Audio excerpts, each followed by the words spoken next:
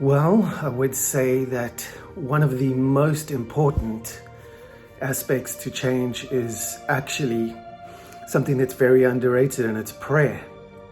Prayer is an old-fashioned word to many, many people, and it is very exclusive by nature. You know, if you're not in with our group, you can't pray. You need to pray this way. You need to do it this way. And the funny thing is, I've seen believer and non-believer both getting like results from prayer.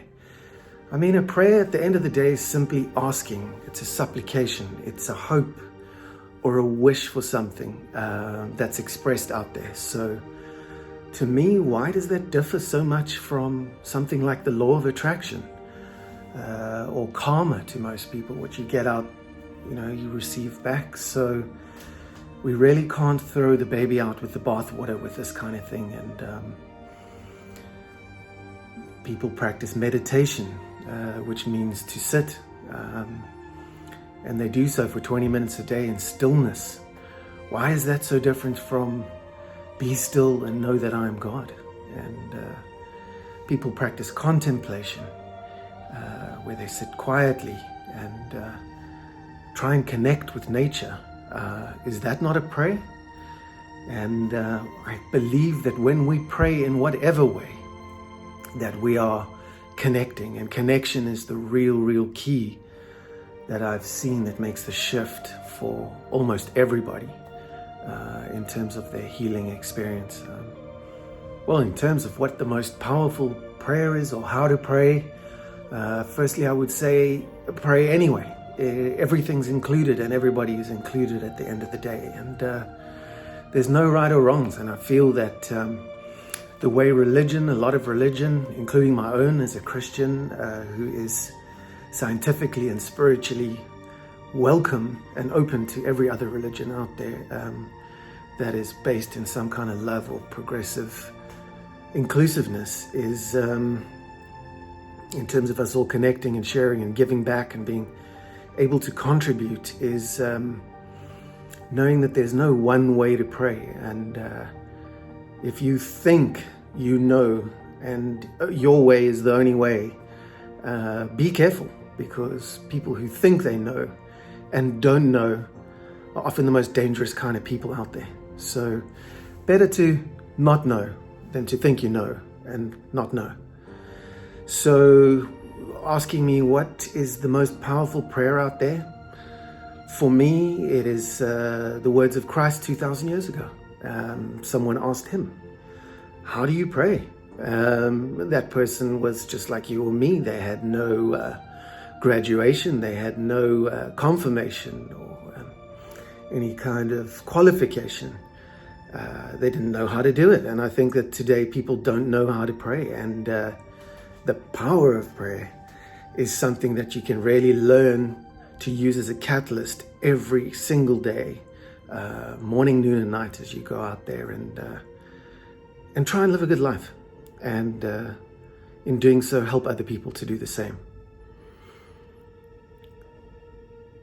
You don't need to be religious. You don't need to be confirmed. You don't need to be baptized. You don't need to be someone who's gone through a bar mitzvah or anything like that. You just need to be humble enough to metaphorically fall on your knees and say, help me. This is a hope, a wish that I need, that I can't get to on my own. And to me, that's all the humility that a person needs. The original Aramaic words of Christ that he spoke 2,000 years ago, I think are far more modern today than almost all other prayers. There is a prayer called Our Father, which is in all the hymn books and so on. I think most people have heard it, but haven't really been able to practice it in their lives. Our Father who art in heaven, hallowed be thy name, and so on. But if you look back at the original Aramaic and the power of those words, it really is something that cuts through right down through the intellect into the heart, and it's incredible. I think once you say the words, you could make it a daily practice. And the sheer wisdom of the prayer is absolutely incredible. I don't think, like God and nature, I don't think there's anything the prayer doesn't cover. So Christ said, knowing people's deep, deep needs, I mean, he wept, he cried at this kind of stuff. He was vulnerable and open and really wanted to help people himself. And I think when someone turns around and says, well, how do you pray? And you come out with words like this, it's just as profound as the prayer itself. And it says, O thou from whom the breath of life comes. Breath meaning spirit in Hebrew. O thou from whom the breath of life comes, who fills all realms of sound, light, and vibration. May your light be experienced in my utmost holiest. Your heavenly domain approaches. Let your will be done in the universe, all that vibrates, just as on earth, all that is material and dense. Give us wisdom, understanding, and assistance for our daily need. Detach the fetters of faults that bind us, like we let go the guilt of others. Let us not be lost in superficial things, but let us be freed from that which keeps us from our true purpose. From you comes the all-working will, the lively strength to act, the song that beautifies all and renews itself from age to age. Sealed in faith, trust, and truth, I confirm with my entire being. So be it. So that's how you pray. Who can pray? Anyone. How do you pray? Anyway. When?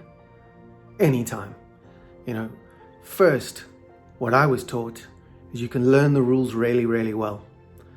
And that's only half the story. Second half is learn how to break those rules. The universe knows no bounds. Your consciousness knows no bounds, and life itself knows no bounds.